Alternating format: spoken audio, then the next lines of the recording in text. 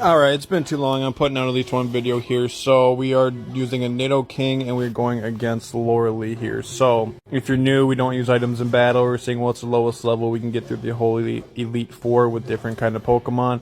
So what's going on here is Dugong is either going to use Rest or Aurora Beam. It's about a 50-50. So pretty much have to go for Fissure if we want to stay at this low of a level, because our other moves will not do enough damage to knock it out. Not even Thunderbolt was doing enough to be able to use it. And Aurora Beam was going to one-hit KO me every single time.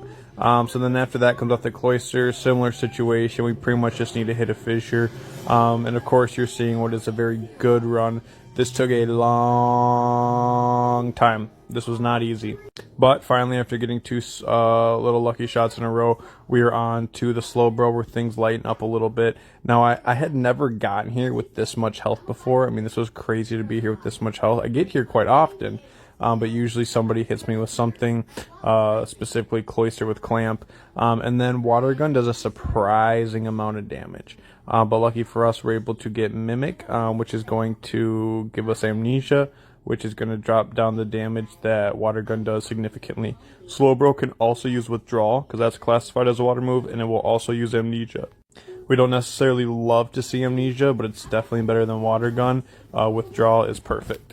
And then it was kind of wondering, it's like, do I go for all the Amnesias and use 3 and risk it? Once I get a couple off, I start to feel a little more comfortable. But eventually I do, just because that's what I'm really going to need to win, especially at level 38, being a ground type, going up against ice and water Pokemon. So then out comes the Jinx. Now the physical is very bad, but it's a very fast Pokemon, and it will use Ice Punch, which is not good for us because that's going to do a lot of damage. But we do have those Amnesias up, so it's going to help us out a little bit there. So we end up going for Earthquake, and we are faster because of the badge boost. But we got a crit. I don't know if that mattered or not. I'm going to assume it did matter, but who knows. And then we go ahead and we go for Thunderbolt. We could have tried a Fissure, but I was feeling good enough with 70.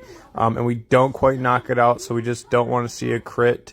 Paralyze is good, but it didn't really do anything. It uses Hydro Pump, which I was a little nervous, but we have all those Amnesias still, so we were good to go.